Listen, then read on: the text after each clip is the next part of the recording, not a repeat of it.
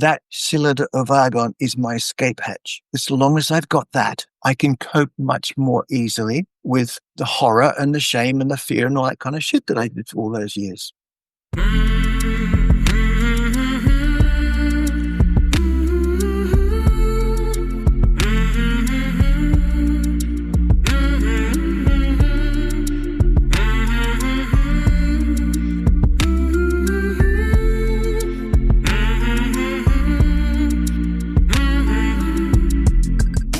Hey there, my name is Sean, and this is Suicide Noted. On this podcast, I talk with suicide attempt survivors and ideators so that we can hear their stories.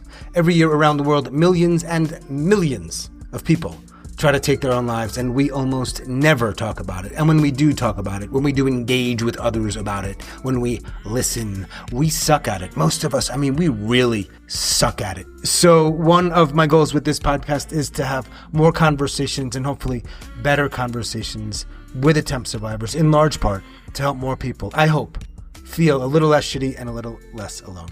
Now, if you are a suicide attempt survivor and you would like to talk, I'd like to talk with you.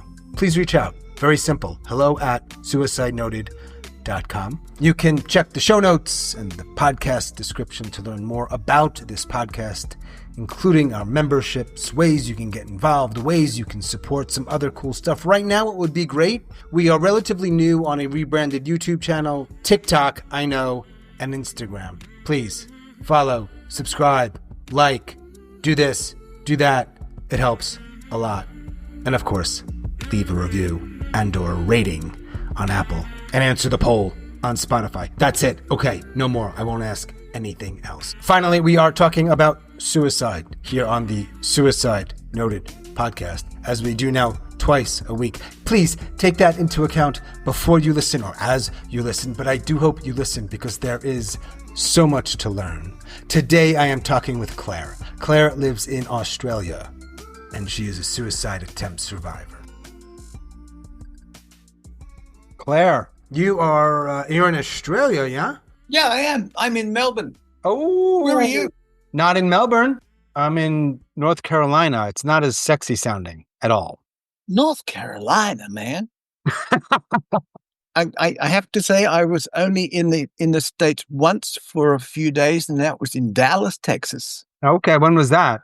Oh, shit. 1982. Mm-hmm.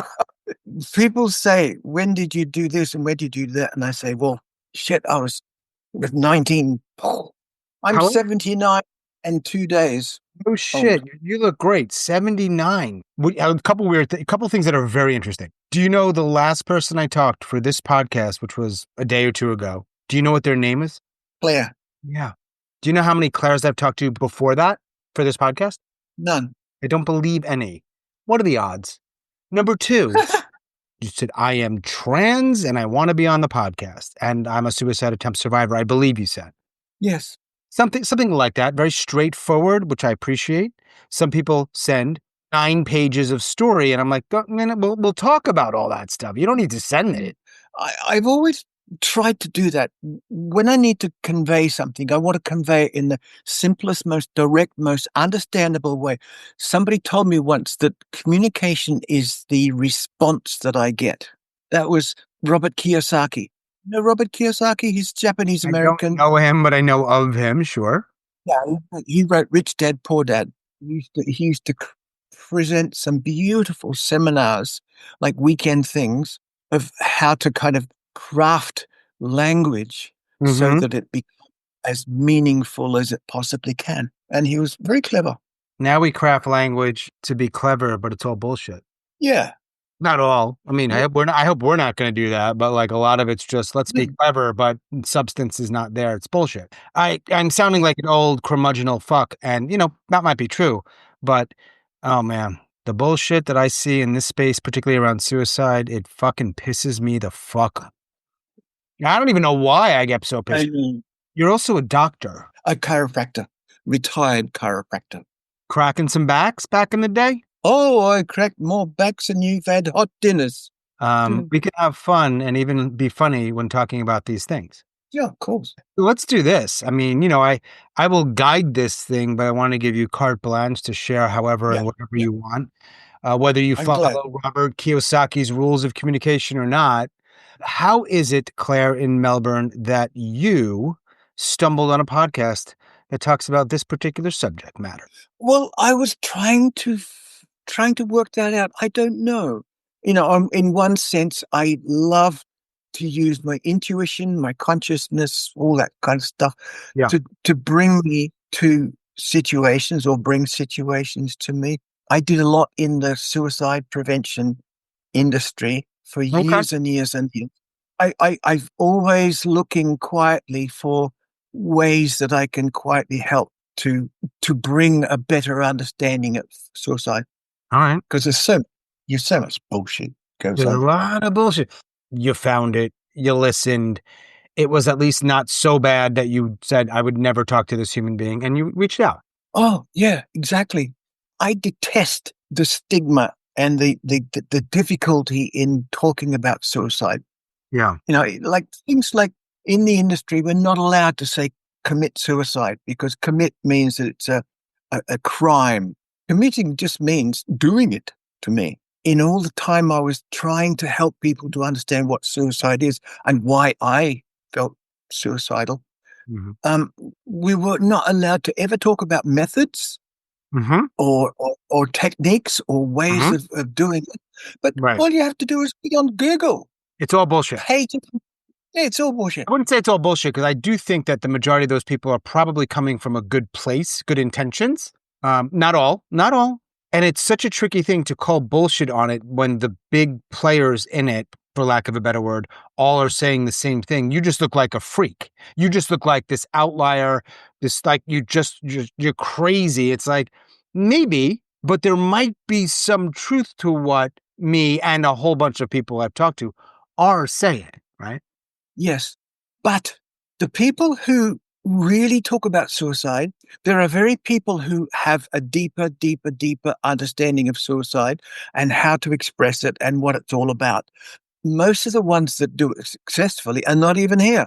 The suicide organizations I belonged to were mostly populated by relatives of people who had suicided. And 100% know exactly what you're talking about. they don't have the first idea of what suicide This is. is everywhere. So, and this is an example where someone would be like, Sean, you're an awful human being. Hear me out. A parent or a parent's that or an aunt or somebody, a sibling loses somebody to suicide. They start a Sure. nonprofit or some kind of organization to honor them, to share the message of they went through this. You shouldn't do that. We're going to share some really compelling stories so you never do what he or she did. Fine. That's cool. All right, Claire, you're going to start me getting down all kinds of I know. because you probably heard enough of the podcast. You're like, oh, I know how to get under this guy's skin. I know what to say just to get him going. And then I'm going to be babbling. And then someone's going to say, in that episode with Claire, you might have let Claire talk a little bit. Claire, Claire, Claire. How many times have you tried to end your life? Really, only once. You're 79. How old were you when that Yeah. happened? 70. Okay. So within the last decade. There's a couple interesting things happening here. One is, I don't have the opportunity to talk to a lot of people who are north of 50, let alone north of 70. Mm. But I think part of that is just they're maybe a little less tech savvy. Typically, when someone's 22, I'll be like, tell me a little bit about your childhood or your teenage years that led up to that attempt a couple years ago. This is a little different Mm. because we got a few more decades to cover. So let's start with the attempt.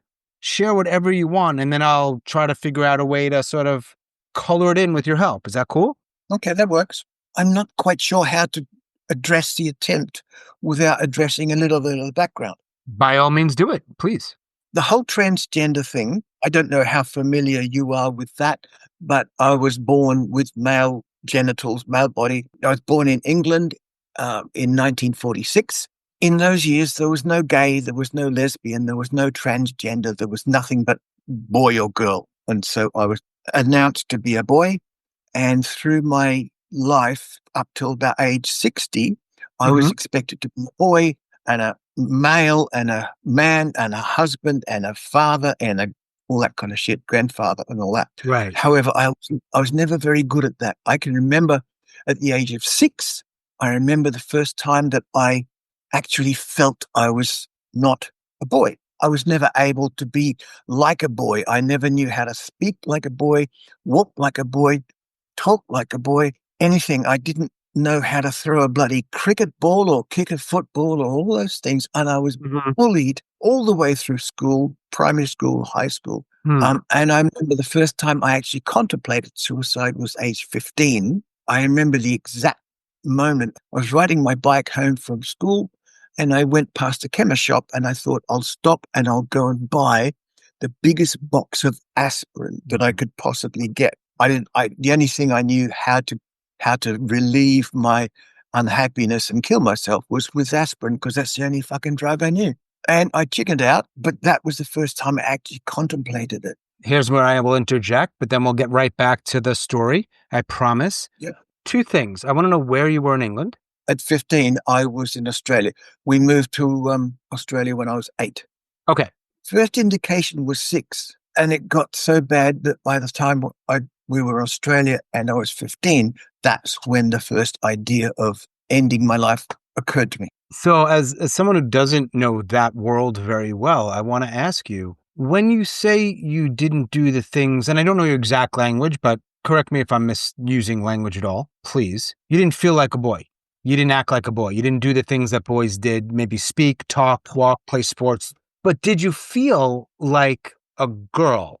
Or was it somewhere like No. in between? No, because I had no concept of binary or Right. non-binary or Mm-hmm. anything like that. I just felt useless, weak, not strong, not able, not like the other boys, because they were all yakking and carrying on and kicking footballs and Right, things like that. right. I just didn't feel like them. I didn't know how to do the things that they were doing. And I could never relate to them easily, like, kids fighting and carrying on and having fun together. I just wasn't able to do that. But I never associated at that stage with feeling like a girl or feeling feminine, except for the fact that I just adored girls and women as as a male, Okay, so all of the things that straight men would do, Yeah. you didn't connect with, except for that. You liked girls. Did Um, they like you? yeah. Oh God, I had more girlfriends than you could poke a stick at. Wait, hang on. But Let's not move past that. Why do you think that was? because anatomically I am male, Sure, but not every man attracts a lot of women. I think that I had qualities of the feminine within myself because my personality, even that age, I didn't know about transgender stuff. I think I had the gentleness, a lot of female characteristics that Mm, were very attractive to girls, yeah. which stood me in very good stead because I used to get lots of girls because I wasn't rough and tough and Right. dominant and all that. It felt safe, I'm sure. Yeah, it worked beautifully for me. But you Yeah. said over time, with being a husband role or father role or grandfather role, I think you said you either didn't like it or weren't very good at it. Wasn't very good at it. I didn't know whether I liked it or not. I just didn't feel like I fit. It's like having a person living inside you that you don't Mhm. know who they are, but they're not the person that you're trying to be. When you're in that situation, you have to pretend constantly that you are a male. Mhm. Otherwise, you get beaten up, you Mm. get laughed at, you get called a poofter, which is an Australian slang for faggot. Right. And I did. I got beaten up so often and laughed at and insulted, all those things, because I kept doing things that weren't the same as the other boys. Right. And that's why at 15, I was so sad, depressed, frightened, absolutely terrified of going to school. So I thought, any way I can, I'll end my life and stop having to do all this shit. So you said you used the word I chickened out. Why do you think you chose not to attempt? You came close. I was embarrassed. I didn't really know how to walk into the chemist shop and buy the aspirin. I probably Mhm. didn't have any money. I remember the force of this need to do something. And that was the beginning of a lifetime of obsessing about suicide. I remember I used to pray. I wasn't religious. I didn't come from, but I used to say, if there is a God, please give me cancer. Give me fucking multiple bloody fucking myoma or something. Give me something so that I can have an excuse to die. This is right through. I knew that if I did suicide, then I would be considered a selfish, bad person. Oh, how could you do that to your parents? All this kind of shit. But if I had cancer or something and I died, they'd say, oh, he was such a good lad, but he died. You know what I think about? How many people feel that way right now? Want to go to sleep, not wake up. Give me cancer. Give me an aneurysm, an embolism, Yeah. whatever. I want out. I don't want to do it. I probably won't do it. You know that you just said do suicide instead of commit. You've been trained. You won't even say it, Claire. I will. I don't want disapproval from the people that I used to work with, but I'm a people pleaser. However, Then from there, suicide was and still is a thing in the back of my head that's always there. It's always there. for 55 years. Yeah. This is going to be maybe unanswerable, but how do you possibly survive 55 or so years feeling this way? It's rather astounding. With great difficulty. Yeah. The last probably 15 odd years before now, I have had in my cupboard a cylinder of helium. I had, because I researched. I became convinced that the most painless and successful way of suiciding was to use something like helium. What I want to give you is the dirt. But that's been the thing about talking about suicide methods, encouraging other people to use them, is been thoroughly debunked. It should be noted, and I don't need to tell you this, I don't think. I'm not encouraging suicide. I just want to talk to people. If you tell me I have struggled for 50 years and it is time for me to go, I'm not encouraging you, but I understand your choice. If I tell you don't do it, that's fucking dumb and insulting, because why the fuck would you listen to me? Like, really? I mean, come on. Yeah. So, it's just so ridiculous. It's religion. I'm happy for people to have religion. It's a load of bullshit. But somebody a long, long time ago needed to have some kind of control and power over the people around them. So they invented something that would be a sin. And they said, suicide's a sin because that gives me control over you. You are doing what I'm telling you to do. All this religious stuff is just patriarchal power, and it works. People do what they're told, and they don't do things because it's a sin. And that's a wonderful controlling mechanism. I don't hold with any of that shit. I believe that we are responsible for being here. I believe that we can do any bloody thing we want, and it's nobody else's business what we do or what we don't do. Why would I submit to the power of somebody that was doing it purely for their own patriarchal or matriarchal interests? Anyway. So decades of this feeling of dealing with, can we call it like gender identity chaos? Oh, yeah.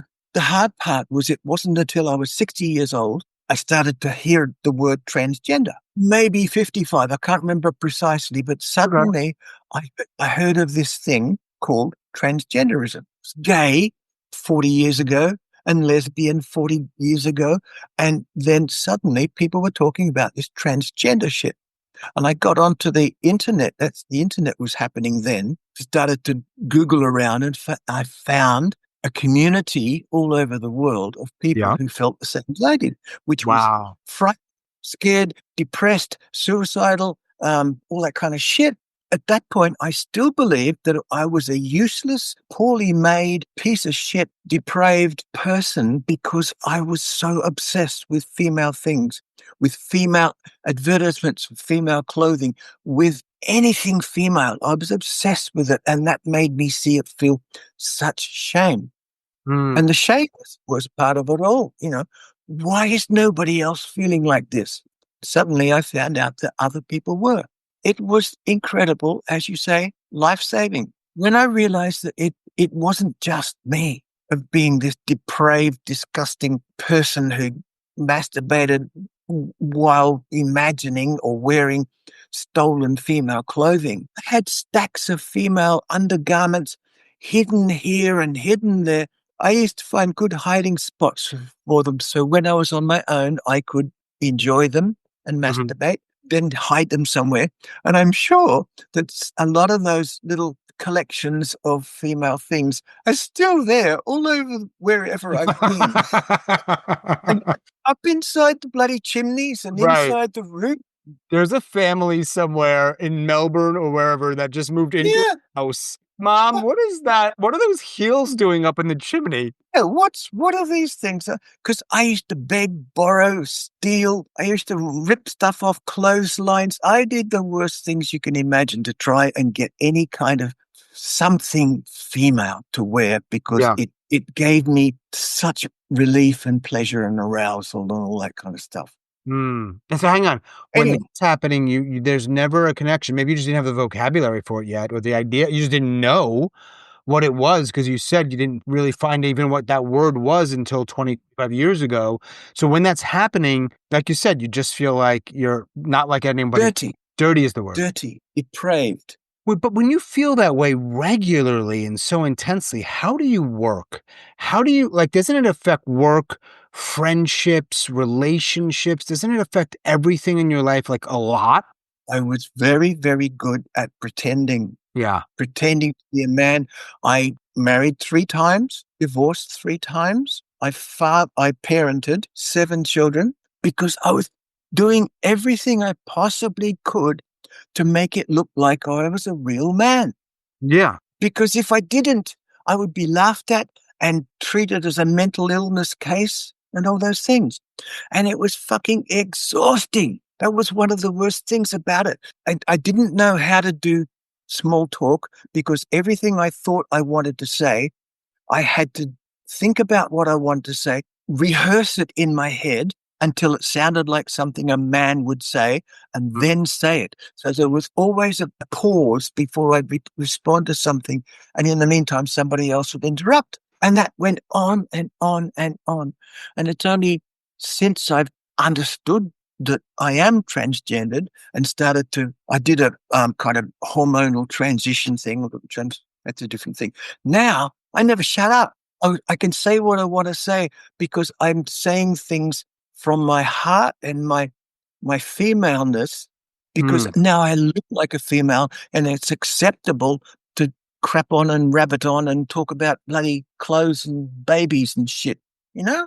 So hang on, let's Yeah. go back. Hang on. So 15 years ago, you find some helium and you store it somewhere. Yes. I had it in my cupboard for ages and ages and ages because just to recap, the asphyxia reflex. People try to put pillows over their faces, and the horror of drowning is that when the body accumulates a certain amount of carbon dioxide, it does anything it bloody well possibly can to get oxygen in. Okay, which is why we scream and cry and all this kind of shit, and it's awful. However, if at the time you're breathing an inert gas like helium or one of the other inert gases, you're not getting the oxygen in, which is not getting converted to carbon dioxide building up. You don't get that horrible feeling. I bought helium and it's actually party gas. You fill up balloons with it. And I kept that in my cupboard for years, knowing that if it ever got to the point again where I really wanted to suicide, I could use that and die.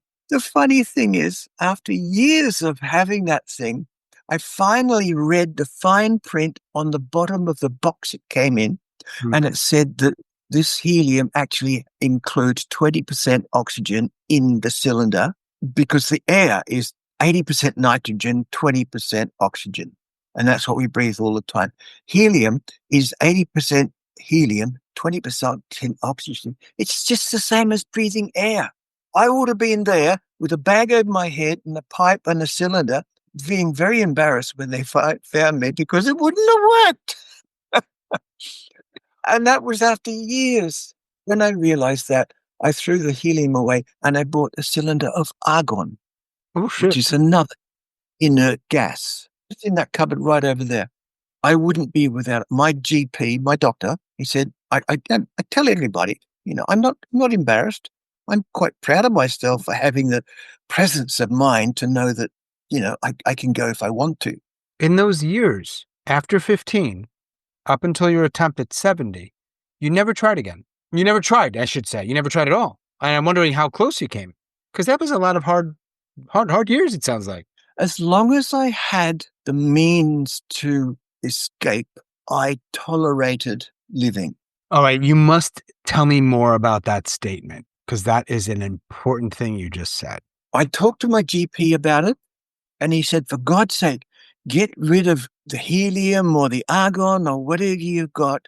It's like saying, don't, throw all your knives away. Don't have guns in your house, all that kind of shit. And I said to him, and I said to multiple psychiatrists and psychologists, the only way I could survive was if I imagined myself to be in a submarine that was damaged and sinking. And I knew that when it got to a certain depth, it would get crushed and I would die a horrible death and all that kind of shit. But I knew that just above me, there was a hatch that I could pop it open and swim up to the surface. That would have been my escape hatch. That cylinder of argon is my escape hatch. As long as I've got that, I can cope much more easily with the horror and the shame and the fear and all that kind of shit that I did for all those years. But for 9 years ago, you tried. When did you transition? 15 years ago. And as we talk today, though, you still have the argon. It sounds like the transition was a profoundly important thing in your life. Well, it was. But the fact that I obsessed every day with the idea of escaping from the horror of the shame and all that kind of shit that I was going through, I developed the idea that it's my fucking life. Yeah. I can come, I can go. I'm not afraid of death. I'm really quite looking forward to it. I want to know what's next. You realize, Claire, you're probably going to live to 111 years old. Oh, shit, I hope not. I live in a retirement community and they're all grumpy and they're old and I wish I was dead, all this kind of shit. And they're sick and I don't want to get there. And I don't have to get there. It's like they don't have a choice because they have been so conditioned by their religion, by our tradition of society that they consider that suicide is a sin and they're frightened of death. Why be afraid of it? Anyway, horse of a different color. It's a horse of a different color. I know why I want to know the color, if we can decide on that. Piebald. Wait, what color? It's a horse with spots. Okay. Right? Okay. Right. So if that's a horse of another color, then whatever we're doing, this horse is not that. No, you digress. We digress. We digress, but it's joyful. I don't know if I'm unique. I don't know if I'm the only one that's been through all this shit. I know transgender people have a suicide rate way higher, 4 times the average. And they're always being bloody killed in America, not so frequently in Australia, thank God. But we're still subject to abuse and bashings up and physical stuff. And I'm still careful where I go. I don't go out at night unless I'm going with somebody in a car. I don't have a car myself because there's such a lot of fear and bigotry and anger and all kinds of shit like that still going on about it. However, I am so happy with myself that not only do I have the means to escape from situations that I might find intolerable. Right now, I'm happy because I've transitioned. I've got some lovely friends. I'm doing fine, but I'm starting to feel the effects of old age, even though I'm better than most of them here. But I know that when I get enough, when I've had enough of this life, when I'm starting to get old and sick and unhappy, I can just leave, go somewhere else. And by the way, when you say somewhere else, you don't mean Mexico. No, Tasmania, probably. Okay, right. That's a horse of a different color as well. It's actually Tasmania. Very much so. It's another piebald. Claire, we didn't get to the suicide attempt, but we will. No. I need to go there now. I worked as a chiropractor for 25 odd years.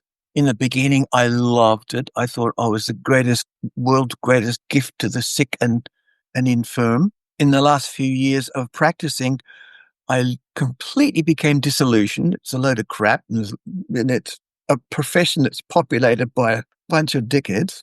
So I quit, and I didn't know what to do. So I went to work in a hospital. I worked as a patient services person in a cancer ward of a hospital. I found it was the most wonderful job. During the time I worked in the hospital, I transitioned and I became the person who looked after people. I washed them, I dressed them, I combed their hair, I put their lipstick on if they wanted it. I cared for them, I loved them, and all the qualities that I'd been holding in were allowed to blossom out, and I became very, very valuable in that job as Mm. carer. Not as a bloody nurse or a doctor or the hoity-toity stuff, but just as a person who was developing this ability to love people and care for them, which was who I've been all my life, but I've always held it in, and suddenly I'm letting it out again. However, I reached the age of 73. At 73, they said, "We think you ought to retire." I said, "I don't want to retire. I'm having too much fun." They said, "Bad luck, you retired." I thought, what am I going to do? And I thought, I'll go over and overseas and teach or something. Went to Cambodia. Worst thing I ever did. That is a fucked up country. Damn. The average age is 22 because the Khmer Rouge and Pol Pot and that horror of the 1970s, they slaughtered they slaughtered everybody. They fucked up that country completely, slaughtered so much of the population that the small number remaining had kids as quick as they could. This horror, this atmosphere of horror still lays over the country. There's so many people, with arms chopped off and legs chopped off. And the first thing they showed us was this museum of skulls, thousands and tens of thousands of skulls of the people that were murdered during that terrible state. However, I tried for 4 months to teach over there, got so stressed that I ran home, flew home, went straight to a psych unit in a hospital. They stuck me in a psych locked ward for a bit. And then after I came out, I didn't know what to do. I was so upset that I had the cylinder of helium in the back of the car that I had then. I thought to myself, that's it. So I actually got a blow-up mattress in the back of my station wagon. I had the cylinder, I had the pipe, I had the plastic bag, I had everything ready. I was just going to go in, lie down and do it. And I was in the act of actually arranging my suicide, fully intent, not upset. It was just, fuck this. It's time to go, which is a big point I need to make with you. Okay. That you don't have to be, oh my God. You don't have to be in the worst of distress. Sometimes people just do it because it's time to do it. Mhm. And they do it calmly. They arrange things calmly. Everything's looked after. I've written all the letters to all my kids, got my will sorted out, and all those kind of things. I'm just going to do it quietly and gently, create as little fuss as I possibly could. I don't know how to convey the seriousness of what I was about to do. It was no bullshit. I wasn't mucking around. I wasn't dramatic about it. I was just ready to go.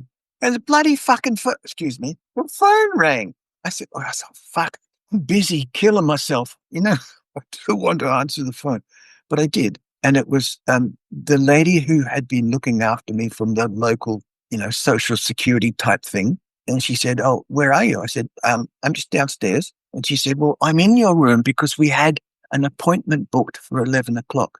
And it was exactly 11 o'clock. And she'd come to find me for this appointment that I'd forgotten about. And I thought, fuck, I can either continue to kill myself or respect her time and go and have a little chat and then come back down and kill myself. I went upstairs and she said, "What have you been doing? Where were you? What's happening?"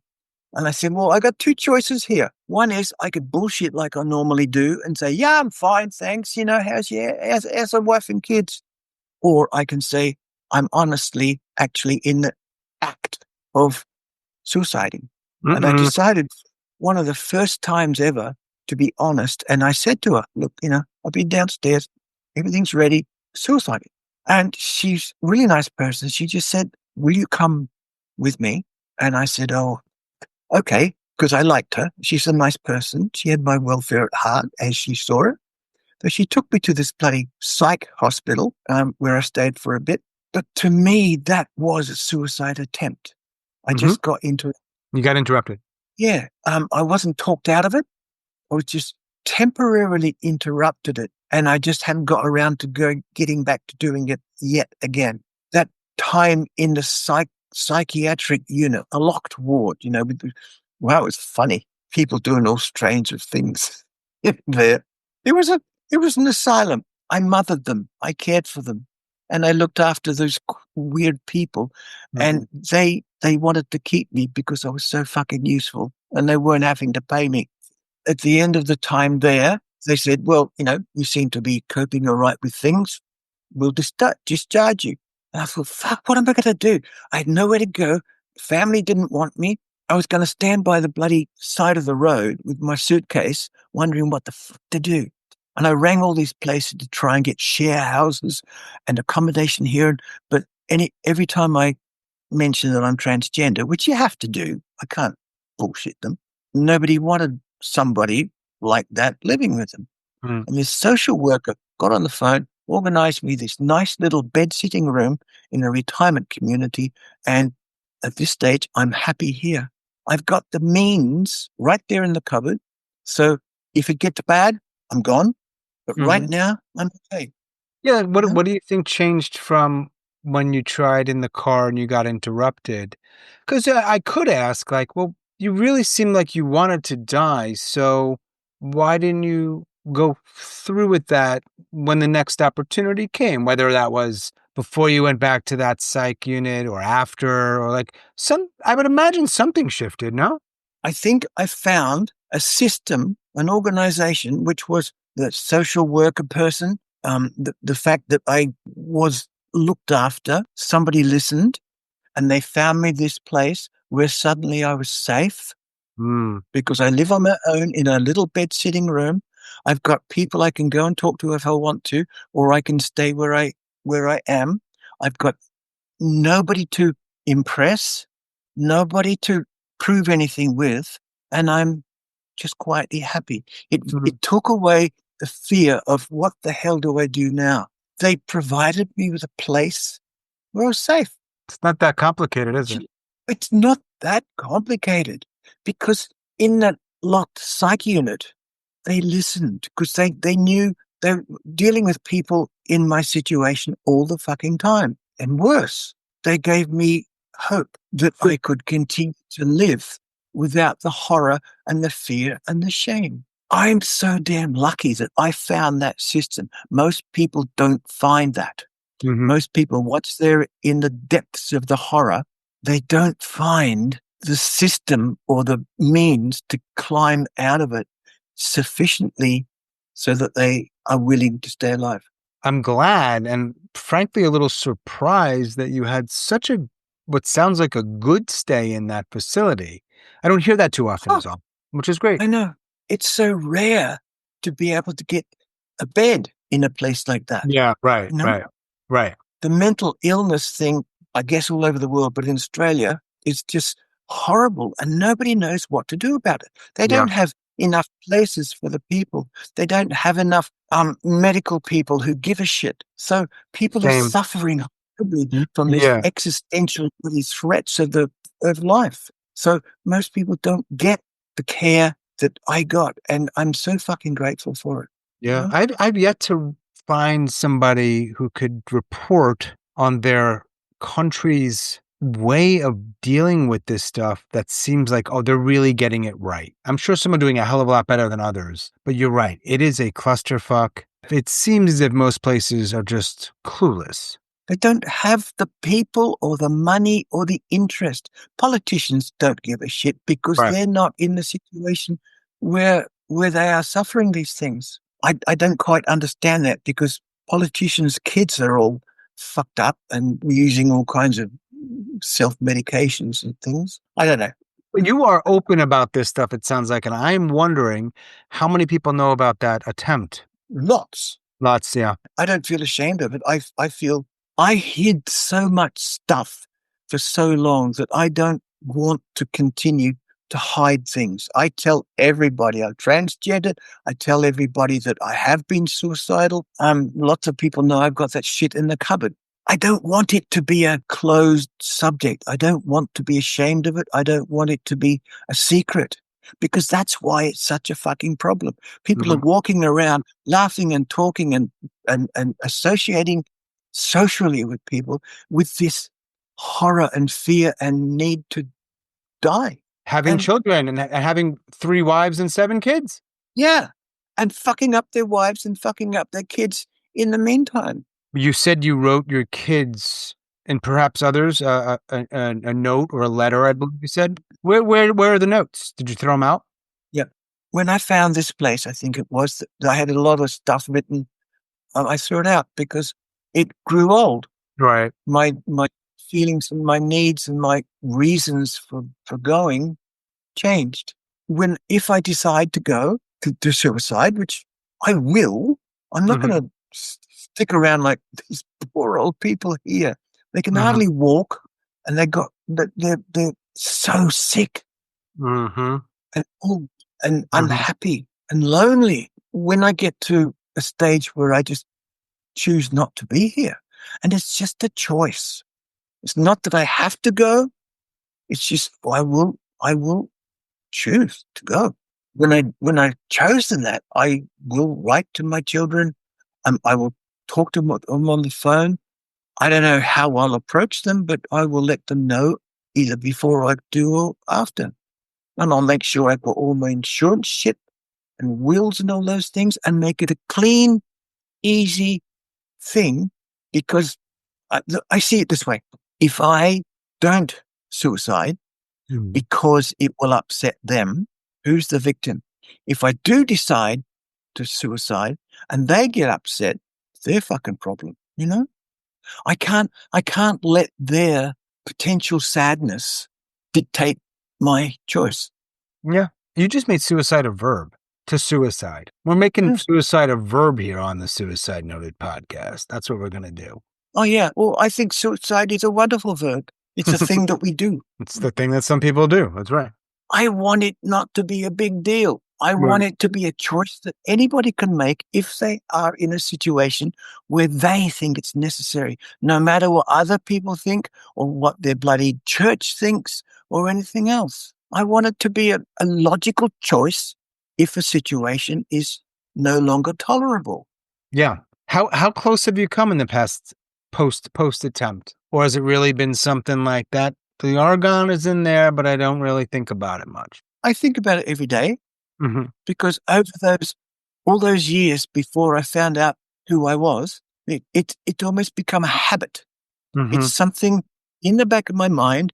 If I was in the bloody submarine and I knew there was a possibility that it's going to fucking sink, I'd never stop thinking about that bloody escape hatch up there. I'd want to know wherever I was in the bloody submarine, I could get to that escape hatch when I needed to. I think that's logical. I'm not going to forget about it or ignore it. It's incredibly important to me. You know about my gift for memoir titles? No. Okay. Well, one of the things I like to do is help people create a memoir title, not the book. No one's writing the book. I just want a title. Collaborating with you, you have shared a lot with me, and I am not saying I know what the title is yet. Of course, you have to agree with me. Let me enjoy this moment. There is an idea maybe with the word submarine that might be in the title. It's just something I'm thinking about. Is that okay? I've used that analogy a lot. It makes perfect sense to me. You know, I ask a question. It's interesting that you've talked about the argon being there for years, and you think about it every day, and you know that at some point you're likely going to do it. I ask all of my guests, at least starting 2 or so years ago, I don't remember exactly when, this question about a pink and purple pill. And this pill, here's what it does. If you take it, you go to sleep. There is no pain. You die. And if you'd like, nobody knows it's a suicide. That's a choice you have. You don't have to accept that part of the pill. But if you take it, now you know what it does. So if I magically give that pill to you through Zoom from North Carolina to Melbourne right now, what do you think you would do with it? I would put it somewhere very safe and I would make sure that I remembered where I put it, and I would be grateful for it, Mm-hmm. and I would almost honor it and you because you have provided me with something incredibly valuable that I may not choose to use it today or next week or next year, Mm-hmm. but I will have it. Same as my argon. Right. If the situation ever comes to me where I will choose not to continue on this life, I'll use it. It would be priceless. Oh, you can give me some money for it if you want. No, sorry. If you are feeling whatever you're feeling and you are thinking about checking out, or you just want to talk to somebody about that, just want to talk. How many people do you have, if any, in your life where you can have a good conversation? And not only have it, you can talk about anything you want, and they're not going to do all that silly shit. I'm happy to announce 121 days ago, I joined AA. I'm not quite sure why I joined. I was drinking too much red wine, but it wasn't affecting my life to any great degree. But suddenly I felt a strong urge to stop doing that. And I thought I'd try AA. I have met the most wonderful stack of people Mm. who all will or all consider themselves still alcoholics, and they consider it a disease, and they're so open. We go to meetings all the time, Mm-hmm, mm-hmm, and not only the people that I've met there, I've also found this beautiful Lebanese lady who's actually 50. She and I have suddenly found this wonderful relationship that we just like each other. We talk about shit all the time. So I actually have one major person, but about probably 15 other people, all women and one man, with whom mm-hmm. I could all this shit, which is Mm. wonderful. It's lovely. AA is the most remarkable organization. Yeah, it's structured very interestingly. It's really done in a way where there's so many components to it where it lets people talk about things. It creates a certain kind of space. It emphasizes sort of paying it forward, if you will. It's really well interesting. Not for everybody because there's the whole God thing, but by and large, they do a lot of really good work. I'm tolerating the God stuff only because I hate the word God. And I hate the fact that people think God's an old man with a big beard and all that kind of shit. But I choose to have faith in this universal love and energy and shit like that, which is just as nice. Every time I have to read something out of the book, as you know, you do in a meeting, I convert all the, when they talk about God, I convert all the he and him into she and her, and they get really antsy about it. Blasphemy.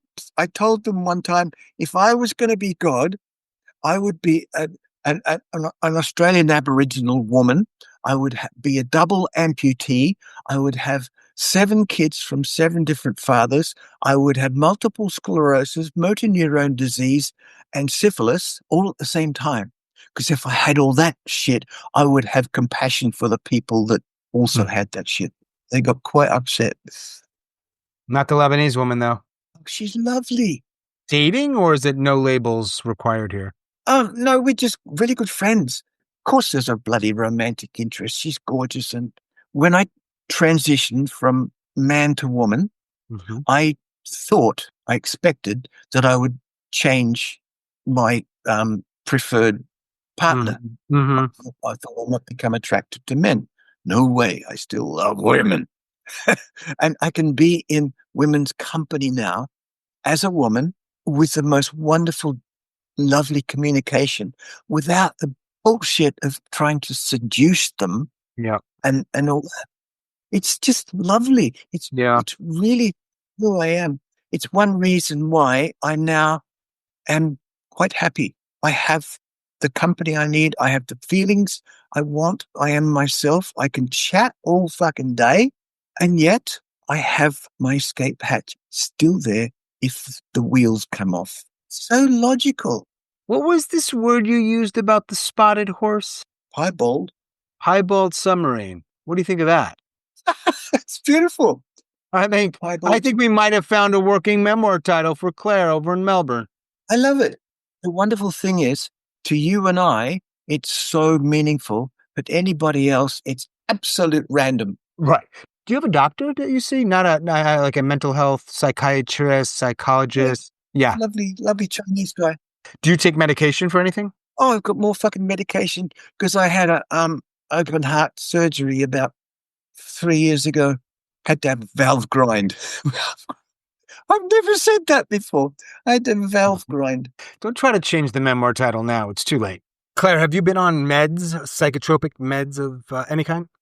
Yeah, I've been on antidepressants for about 50 years, like everybody else. The only reason I'm still on it, I don't know if I need it or not. I just don't want to go through the withdrawal symptoms Yeah, right, of right. coming on, and it cost me $6 a month or something. Australian health system is brilliant. I mean, some people do have private health insurance, but not many people have it because it's too expensive.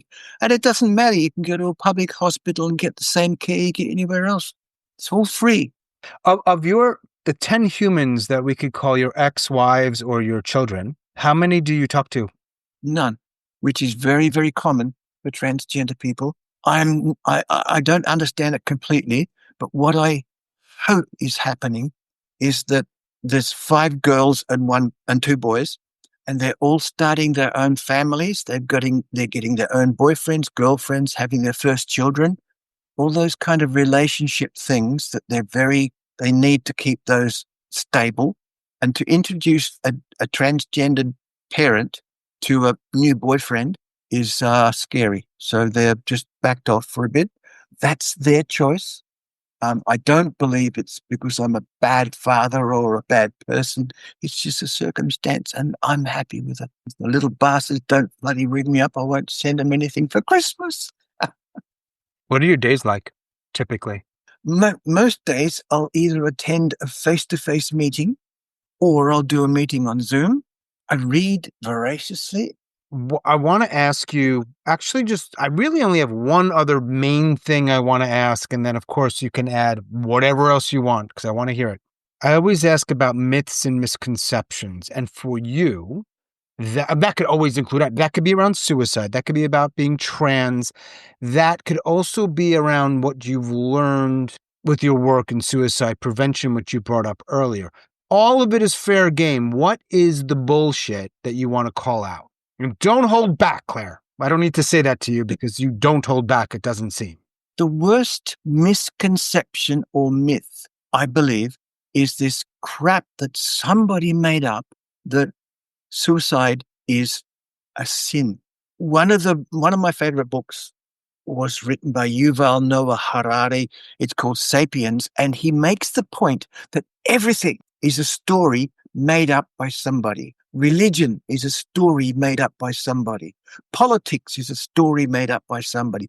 Banking and money is a story made up by somebody for their own purposes. All the things that we take for granted and accept is a story made up by somebody who may or may not have done it for good reasons or bad reasons. All these institutions and industries and social normal things are made up. They're stories that somebody made up for a good reason. And for some reason, somebody made up a religious thing that suicide is sinful. Mm-hmm. And I mean, who made that up and for what reason? And is it relevant? Is it really logically a useful thing to believe? In my opinion, it's not. But it's so deeply, deeply, deeply indoctrinated into our society, into our religion, into our lives, that it's seen as a terrible thing. And there's such a stigma about it.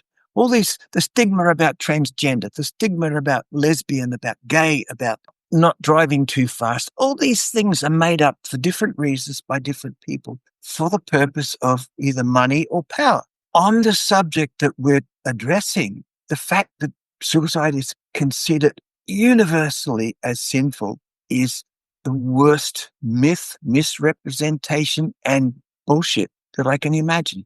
The second thing that I would say about that is the accepted idea of suicide is based on the fact that suddenly people have this mental breakdown and go gaga and can't do anything, and they just grab a gun and shoot themselves bang in the head, is mostly bullshit. Most Mm-hmm. people plan it think about it, obsess about it. Some people talk to their wives and children. Some people talk to their doctors, but most people have had a thing in their mind for a period of time. We have a situation of drought and farmers in Australia. Farmers frequently suicide because they've lost their farm, they've lost their income, they don't know what to do, they don't know how to care for their families, and they think the only thing they can do is suicide, cash in their insurance if they can to provide for their families, and leave the horror of losing everything. Finish your thought on the other thing about the myth, because the first one was about sin. Oh, the second one you were talking about, sort of, it's not typically impulsive, right? Yeah. Did you finish that thought on that? No, sometimes it looks impulsive. Unfortunately, even after a period of thinking about it and wanting to do it and then trying not to do it and agonizing over it, most people don't have the whatever it takes to get on Google and find a clean, neat way to do it. People don't think that far. They use a shotgun, and partly because they don't know how to do it nicely. Partly they want to say, well, fuck you, world. Hey, clean up my mess after me. You know, if we got rid of some of the stigma and the taboo and the shame, those people, before they did the deed, while they're thinking about it and worrying about it and making up their minds to do it, they might go to their GP, their wife, their priest, and say, you know, I'm having a terrible time. I'm really contemplating killing myself. That authority person might say, okay, right, I understand what you're saying. I'm not going to stop you from doing it, but maybe we can change your situation a little bit so you may not find it necessary. As they changed my situation by putting me in a safe environment and then finding me a lovely place to live. Absolutely. Preaching to choir. It doesn't happen. I was involved in this program called Are You Okay? I thought, oh, I'll give this a go. And I was on the train going home, and sitting across from me was this lady, and she looked sad and she looked like she was having difficulties. And I said, excuse me, are you okay? She said, fuck off, leave me alone. And I thought, well, that's the last time I do that. You know, they say if you see somebody standing on the railroad tracks waiting for the train to knock them over, you go and say, are you okay? What do you think I'm doing here? Piss off. I'm busy getting out of this life. Because in most cases, the system isn't set up to take those people and help them. That's right. So the Are You Okay is a very temporary stopgap. What happens after? And we don't really talk about that. And I know that to be true because the lack of transparency. I was actually having one of these, like, while I was driving, and if you would have seen me driving, you would have seen me talking to myself because I was like role playing the absurdity. This happened like 2 hours ago. Of like, why aren't we transparent when people call 988, which is our like national emergency? Why would you be dishonest that if they actually answer your questions, in some cases about imminent risk, why would you not be transparent that what could happen? And in this country, often, not always, that means cops come. Sometimes they're aggressive. Often they take you against your will to a hospital, which is often a really shitty place, unlike your experience. And unlike perhaps your country, I don't know, after you get out, and of course, typically the way you get out is by saying you're not suicidal. Even if you are, then you get out and you get a $10,000 or $20,000 bill. How does that help your fucking suicidality? But it's rarely talked about. And if it is, you're looked at like you're a fucking lunatic who wants the people to kill themselves. It's like, hang on, no, whoa. I'm asking for transparency here. That's all I'm asking for. I'm asking for you to keep asking questions. For example, after you answer that weird person on the train who asked you, are you okay? And you told them, and maybe you didn't say fuck off. Then what? Then what? Are you going to help me find a home? Are you going to take me to the doctor? Yeah. Are you going to help me fucking figure out, deal with my trauma? I understand nobody's really expecting that person to do that. I think I get the larger scope of the idea. Let's do these tiny little things and not address the real thing. But I feel good about it because I asked 5 people today, are you okay? No, good on me. I feel better. Didn't help them. I mean, who knows? Maybe it does help some people.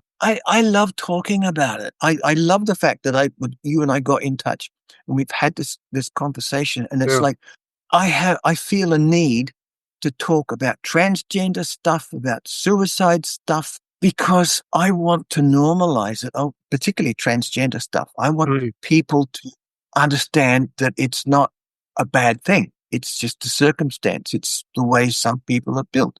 If you walk through a shopping center and you see 5 people with red hair, you've also seen 5 transgender people, because the statistics show that the same proportion of red-haired people in a society as there are transgender people.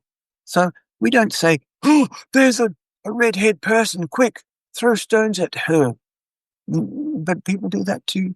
Anyway, that's What do they say about bald? Well, if they say that about redheads, what do they say that about baldies? Yeah, I love bald people. I have a friend who's bald, and on the back of his car, he's got a sticker that says, I'm bald and you're not. I thank you for talking. It has been an absolute joy. I really appreciate it. Oh, it's a huge pleasure. I really enjoy talking to you. And good on you. Keep up the good work. Bless your heart. I've enjoyed it. And enjoy your submarine journey, Claire. I know. Whatever it is. See, at the moment, I've got a submarine, so I'm happy. Enjoy the rest of your day. Enjoy your friend. And thanks again. Bless your heart. Okay, bye. Bye. As always, thanks so much for listening and all of your support. Special thanks, of course, to Clare in Australia. Thank you, Clare. If you are a suicide attempt survivor or ideator and you'd like to talk, I'd love to talk with you. Please reach out. hello@suicidenoted.com. Support us however you can. Maybe that's listening. Maybe that's subscribing to our YouTube channel or other social media platforms. Whatever you do, I appreciate it a lot. And that is all for episode number 277. Stay strong. Do the best you can. I will talk to you soon.